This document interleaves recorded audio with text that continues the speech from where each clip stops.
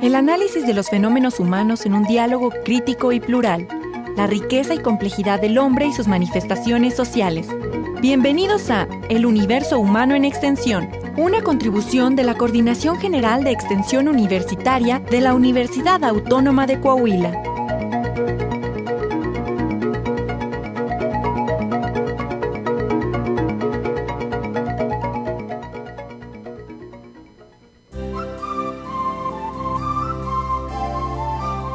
Hola, ¿qué tal? Muy buenas tardes. Bienvenidos a su programa El Universo Humano en Extensión. Esta es una aportación de la Coordinación General de Extensión Universitaria de la Universidad Autónoma de Coahuila. Escúchenos todos los viernes de 2 a 3 de la tarde en el 104.1 de frecuencia modulada. Les saluda su amigo Ernesto Duque Padilla. Me acompaña como siempre en el micrófono Zaida Morlet Villa. Muy buenas tardes, maestro, y muy buenas tardes a todo el auditorio que, como cada viernes, nos sintoniza por el 104.1 de Radio Universidad. Bueno, como siempre decimos, en este espacio comentamos temas de interés y actualidad en la cultura. Ofrecemos nuestra opinión desde el punto de vista de las ciencias sociales. Bueno, pues nos ocupa el día de hoy un tema justamente de gran interés y pertinencia social. Un problema del cual cada vez es más consciente la sociedad y no deja de cuestionarnos nuestra naturaleza humana, nuestro sentido de responsabilidad social, y es el tema de los migrantes, el problema de la migración. Y bueno, pues nos acompaña aquí en el estudio todo un personaje, un hombre muy comprometido con este tema y con todo lo que son derechos humanos y la defensa de ellos. Es el padre Pedro Pantoja. Muy buenas tardes, padre Pedro, bienvenido a tu programa. Gracias por invitarme a este programa, gracias por su voz, señorita. Ay, qué amable. Amigo Duque, por darle voz a esta migración forzada, lastimada y violada en todos sus derechos. Padre Pedro Pantoja dirige, creo que fundó Belén, la Casa del Migrante, que es pues un refugio por el que transitan, llegan y están con nosotros unos días los migrantes que vienen de los países del sur, con la ilusión de pasar a la frontera a Norteamérica, Estados Unidos. Y bueno, pues el tema es muy vasto, desde qué es la migración, su historia, el problema para nosotros, el problema del empleo, el problema de la normatividad, los derechos humanos, el maltrato. En fin, podríamos empezar, Pedro, si nos permites, platicando cuál es la situación actual, si esto ha cambiado, cómo se encuentra ahora el tránsito migratorio por nuestra ciudad. Vivimos en este momento el drama más tremendo y trágico de la migración, porque en su crudeza de vida, en sus sufrimientos, se han multiplicado los perfiles de la migración y nos vemos desbordados por una crisis humanitaria espantosa. Un perfil es el extracontinental, es el conjunto y son las avalanchas humanas que en este momento están desbordando nuestras casas del migrante, de las fronteras, tanto la frontera noroeste, que está constituida por nuestras casas del migrante de Tijuana, Mexicali, Nogales, Agua Prieta, como las casas del migrante del sur, Tapachula, Arriaga, Tenosique, Tabasco, y Ixtepec, Oaxaca, ¿no? En estas casas hay se acumula. Mira, se juntan. Habíamos durante los últimos 15 años, habíamos tenido la presencia de todo Centroamérica. Me refiero a los 4 países, los 3 del Triángulo Norte, Honduras, Guatemala y El Salvador, y Nicaragua. Pero en este momento, al hablarte de lo extracontinental, te estoy hablando de africanos. Te estoy hablando también del Caribe, haitianos, ¿verdad?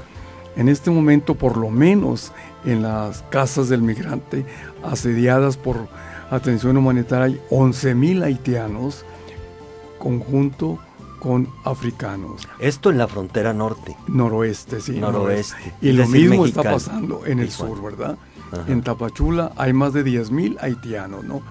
Y ahorita en este momento estoy informado, todos ellos vienen de Brasil.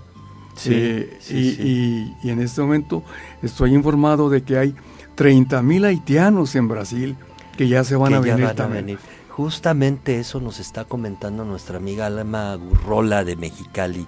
Ella pertenece a la UNIRED, la red de prevención de desastres, y están trabajando con ellos. Un rato más vamos a tener oportunidad de enlazarnos para que nos cuente también. Y nos platicaba precisamente que para el 2017 hay 30,000 en espera de migrar. Claro. Y sí. ahora las casas de migrantes están desbordadas. Totalmente. Creo yo que están incluso viviendo en las calles. No sé cuál sea su situación actual. Cuando yo viajé a la frontera del noroeste,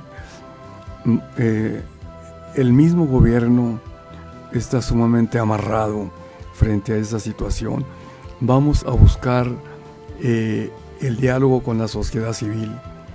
Nuestras casas no pueden abarcar, tú conoces nuestra casa. Uh-huh. ¿Cómo podría yo recibir a 3,000 haitianos en la casa del migrante de Saltillo? No, sería imposible, ¿no? Aquí tiene que haber una convocación a los sectores de la sociedad civil. Quiero añadir otra crisis muy grande, la de los niños. Sí. Solamente verdaderamente preocupante. En el 14 y en el 15, México cometió el crimen de expulsión de más de 30,000 niños migrantes que venían de la extrema pobreza y de la violencia, ¿no? Y muchos solos, viajaban solos. No acompañados. Ajá. Y ahora todavía ahí vienen miles de niños por la crisis humanitaria de Centroamérica. Entonces ahora tenemos las dos crisis humanitarias, la extracontinental y lo que sería la crisis humanitaria de Centroamérica, pero agravada por la presencia de los niños, que precisamente representan un rostro todavía más lastimado para que los niños no acompañados, niñas y niños, tengan que emigrar. Quiere decir que Centroamérica está tronado totalmente y los hogares ya son un espacio insoportable por la violencia, por las matanzas, por el hambre. Realmente estamos en una crisis humanitaria totalmente desbordada. Eso nos lleva al tema del tipo de migración, porque el que estamos viviendo ahora es un desplazamiento forzado, donde estos hermanos del sur pues huyen prácticamente de la inseguridad, la violencia, las vejaciones y el hambre, con esperanza, además jugándose la vida, porque el tránsito por México no es miel sobre hojuelas, y hay que decirlo con mucha claridad. En este momento entonces, la propuesta humanitaria más fuerte es la del refugio y la del asilo. Nosotros estamos con este representante de ACNUR, que es el alto comisionado de las Naciones Unidas para los Refugiados, Minley, en diálogos, que nos ha solicitado en esta situación tan desesperante cómo la Casa del Migrante, con apoyo de las Naciones Unidas, tendría que convertirse también en un añadido humanitario que sería el refugio y el asilo. De hecho, ya tenemos 2 familias refugiadas en la casa, además de los migrantes. Es otro perfil muy diferente, ¿no? O sea, porque, a ver si me queda claro. Entonces, no es el tema del tránsito propiamente. Ándale, ¿verdad? Porque una cosa es la casa de migrante como un sitio. Es de tránsito. Pero ahora como un lugar de refugio. Claro, y no sabemos cuánto tiempo, y no sabemos qué nacionalidades además. Si hasta ahorita estábamos recibiendo la migración del Triángulo Norte de Centroamérica, ahora llegarán los africanos, llegarán los haitianos y los asiáticos también.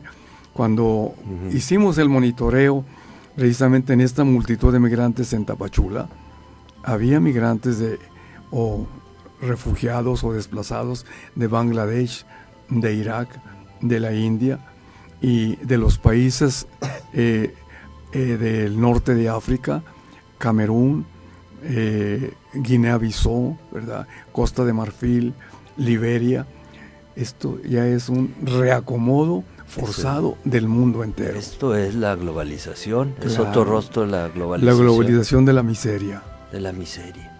Así como los capitales también se apoderan del mundo y se esparcen en su dominio, también desplazan. Ahora, y precisamente lo que tú dices es algo contradictorio.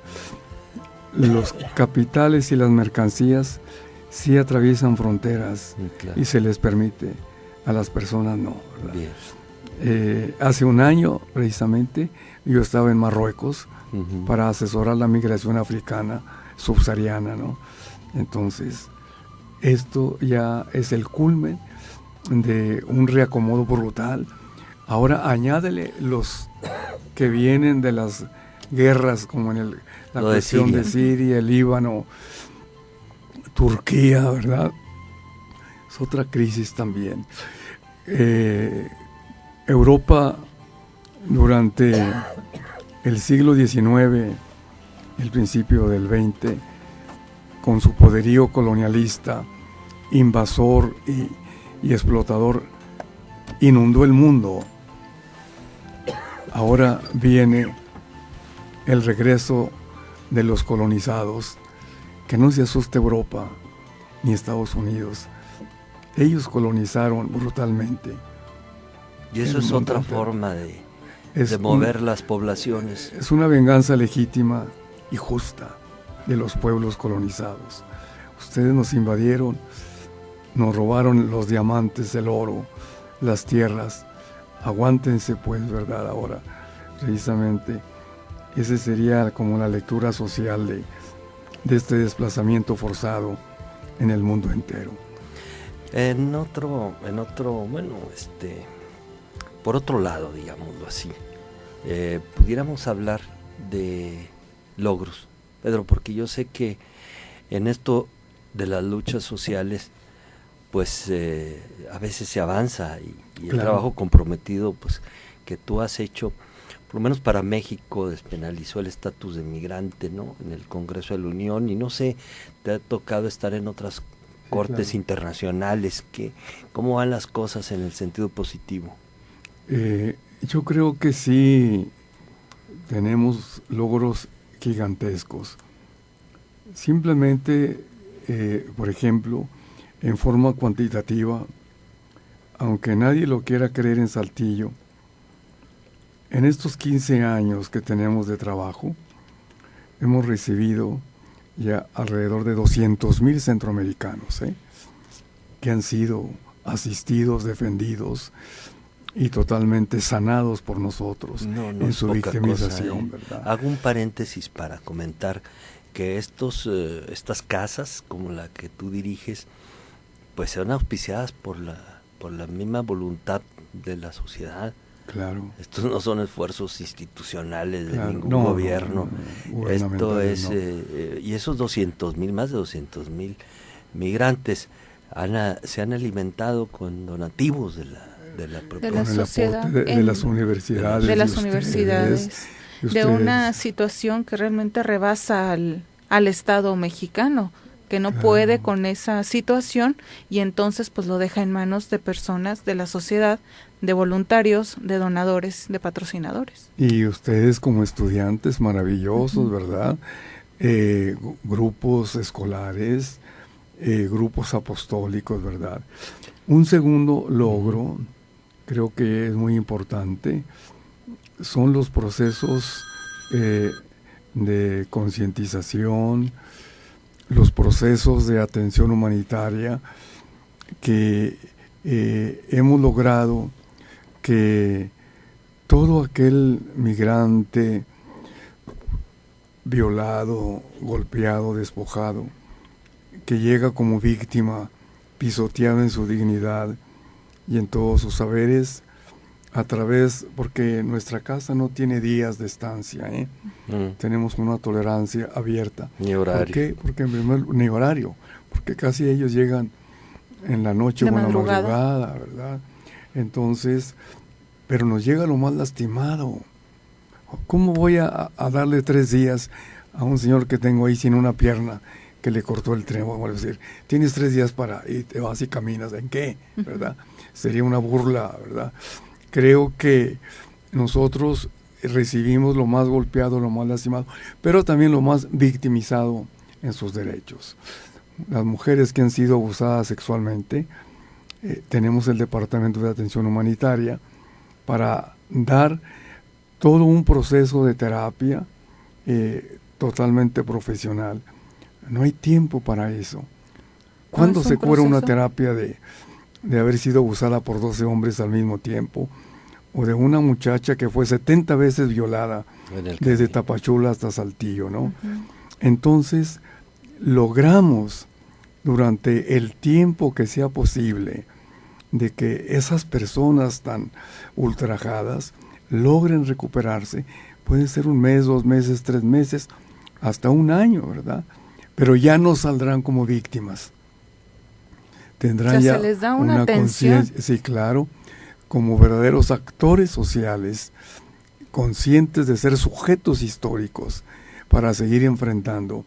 Me refiero a los lésbicos gays, ¿verdad? También que recibimos, y que son criminalizados y vienen también perseguidos y violentados. Pero hay una indefensión espantosa en ellos, ¿verdad? Hay todo este estigma que se tiene, incluso de la misma palabra migración, claro, cuando es un proceso natural, por ejemplo, en las aves, en algunas manadas, ¿no? Claro. Donde hay una movilización en el propio ser humano, cuando cambiamos de ciudad, históricamente, lo que ha generado el movimiento, etcétera. Pero nada más al decir migrantes, entonces ya con ese simple hecho, ellos ya tienen una carga sobre sus hombros de ser pues un rechazados, ¿no? Porque no son ni de aquí ni son de allá, como dice la canción, y entonces no pertenecen a ningún lado, y donde pertenecían ya no tampoco pertenecen. Ya no caben por el hambre, ya no tienen cabida. Sí, no, agrégale que carecen de derechos. ¿Cuál es el estatus? Ahora parece que hay un permiso de tránsito o algo así, pero pues ordinariamente no tienen servicios de ningún tipo, ¿no? Ningún tipo de seguridad social. Ni siquiera médica, identificación, no tienen... Y aún totalmente vulnerables. Contradictoriamente, a pesar de que logramos tumbar la ley del 73, que era la Ley General de Población, que era exageradamente racista, territorial, restrictiva y ofensiva, porque el migrante ya era considerado amenaza, ilegal, y sobre todo pues como un pirata de situaciones sociales en el país, ¿verdad? Logramos en el 11 la nueva legislación migratoria, y a pesar de que ya se tumban todos estos apelativos xenofóbicos, ¿verdad? Y se habla del derecho al acceso a la justicia sin mediar la situación migratoria, el derecho a la salud, el derecho a la educación, pero no hay instrumentos para hacer justicia. Un migrante que es violado y que pide justicia, lo van a entretener, yo creo que hasta 1 año, para decirle el Ministerio Público todo eso. ¿De qué va a vivir? ¿Dónde se va a quedar, verdad? ¿Cuánto tiempo va a estar? Y su familia lo está esperando, ¿verdad? Y no le van a hacer justicia, ¿no? Entonces, si esto que es algo muy legítimo y totalmente dentro de la legislación, no tiene realmente respuesta humanitaria, con más razón aquel que no es protegido por la ley. ¿Qué otros logros se han obtenido, no solo en México, sino en otros países? Yo creo que hemos logrado muchísimo. Mira, ahorita tenemos una convocación internacional para caminar en la justicia de toda esta población. Ahorita tenemos 2 misiones internacionales, una misión que se llama Observatorio Ciudadano de todo el sur, donde hay participantes hasta de los países árabes, defensores de derechos humanos, de Rusia, de Francia, de varios países de Europa, de Centroamérica, para mapear toda la situación de abusos que se están dando en las fronteras, Guatemala, Chiapas, Guatemala, Tabasco, ¿verdad? Y las estructuras fundamentales de donde surge la necesidad de emigrar. Y la otra misión internacional en la que estoy yo, del Consejo Ciudadano, que es también internacional, porque tengo gente de España, gente de Francia, gente de Centroamérica y de Estados Unidos, para hacer todo un monitoreo en todas las estaciones migratorias. Hasta ahorita hemos recorrido como 10,000 kilómetros para las estaciones más grandes. Es todo el estado de Tabasco, todo el estado de Chiapas. Hemos llegado hasta Torreón. Nos falta la ruta del occidente y hasta llegar hasta el noroeste. Nos faltan todos los aeropuertos y los puertos donde hay procesos migratorios, aduanales de mucha injusticia, ¿no?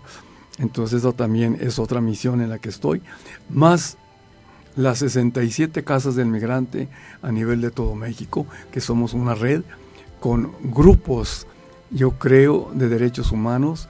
Somos una coalición de ciudadanía muy fuerte con 80 organizaciones, entre ellas las más importantes, Foro Migraciones, Codemire, el COMPA, que es el colectivo de migrantes para América Latina. Entonces tenemos una trascendencia tanto regional como internacional, como nuestra presencia en los tribunales internacionales de Ginebra y en la Comisión Interamericana de Derechos Humanos en Washington. Y sin embargo, hay muchas cosas que no alcanzamos a ver. Ahora que nos platicas cómo es el tránsito de estas personas y a todo lo que están expuestos, pues nos parece de película, ¿no? Nos parece una cosa extraña, pero es un hecho, es una realidad. Eso desgraciadamente no queda documentado. Vamos, los periódicos no hablan de eso, los medios académicos en sus foros no los tienen presentes. Entonces todas estas historias de vida, ¿dónde están? ¿Dónde quedan? ¿Quién registra este tipo de cosas? Desgraciadamente, como tú dices, estamos enfermos de una invisibilidad para estas víctimas, y que además son la nueva historia de la humanidad. Y todavía queda el renglón de la crueldad de las masacres, que son una historia y una memoria histórica inmensamente dolorosa, y que no ha respondido el Estado mexicano. Cuando hicimos el primer informe en el 2009 de los primeros secuestros del crimen organizado, todavía estaba el innombrable Calderón, ¿verdad? Que ojalá ya no aparezca por allí, ¿verdad? Habíamos contabilizado en ese momento, solamente en el primer semestre del 2009, 9,700 secuestros. Hicimos un informe de derechos humanos, las casas del migrante y la Comisión Nacional de Derechos Humanos, contabilizando esa cantidad de migrantes secuestrados y las ganancias del crimen organizado, que en ese momento, en el primer semestre, ascendían a $25 millones. Pedimos audiencia en Los Pinos. No nos recibió un estúpido ministro. Cuando nos dijo, ¿qué quieren? No, pues tenemos el informe de los primeros secuestros, 9,700. Y bueno, ¿y qué quieren? Pues queremos que el Estado mexicano haga algo por esta situación, porque esto ya es algo. Esta es una profecía de crueldad que se va a venir. ¿Y qué nos contestó? Mire, padre, 9,700 secuestros son muy pocos, tráigame más. Entonces le respondo. Yo creo que lo menos fue una mentada de madre, ¿verdad? Al Señor, ¿verdad? A los cuantos meses es la masacre de los 72. De San Fernando. En San Fernando, Tamaulipas. Le hablamos, ¿quiere más? Luego vino la masacre 2011, Tamaulipas 2, 45 fosas clandestinas con 193 cadáveres.